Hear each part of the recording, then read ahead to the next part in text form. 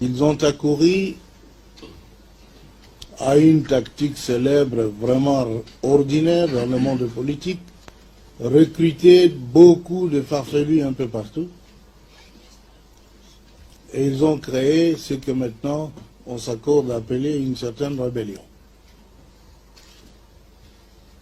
Ces gens, tout le monde les connaisse. Nul n'a vu le pauvre Wamba qui était à Dar es Salaam à l'université physiquement affaibli.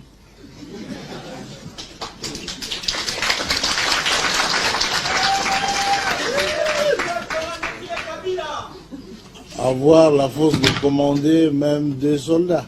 Personne ne l'a vu. Il n'y a jamais songé d'ailleurs. On a vu Zaïdi Ngoma,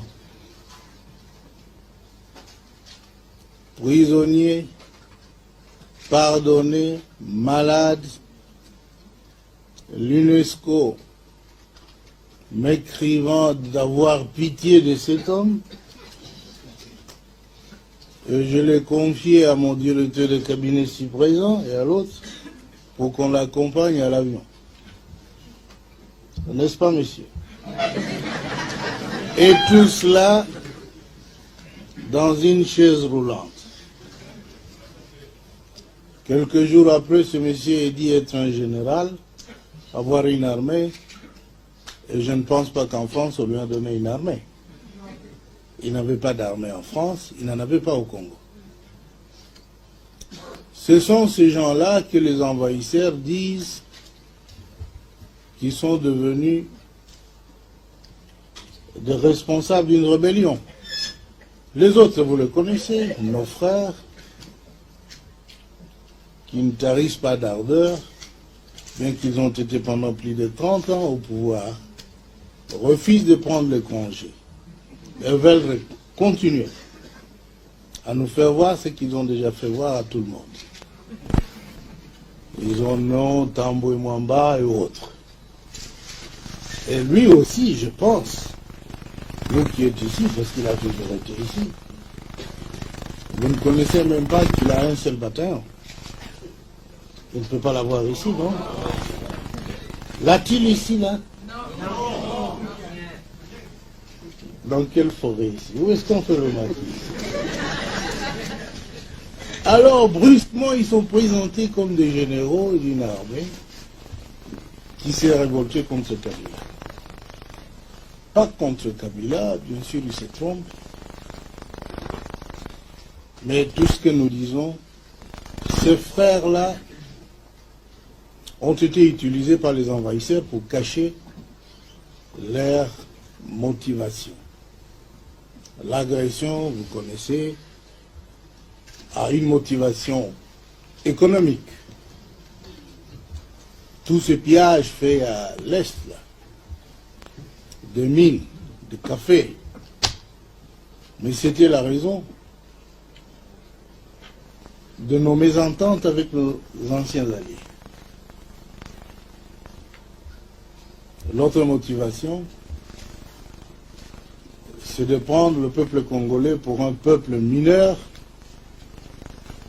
et lui dire ce qu'il doit faire. Et Museveni l'avait dit à la délégation des ministres des Affaires étrangères de SADC que le Congo a besoin d'un dirigeant faible. Kabila est trop fort. On lui dit faites ceci, il refuse. Et qu'est-ce qu'on nous disait de faire? De donner à Museveni et à ses frères des concessions. Parce qu'il s'y trouvait déjà. Je ne sais pas s'ils coopéraient avec les autres, les Mobutistes avant. Ils avaient des concessions. On leur disait maintenant, allez régulariser votre situation au ministère des Mines. Pour eux, c'était là des insultes. Ils avaient droit d'avoir des concessions au Congo. On a dit, messieurs, c'est pas possible. Droit de frauder les cafés, le bois, la papaye, l'or.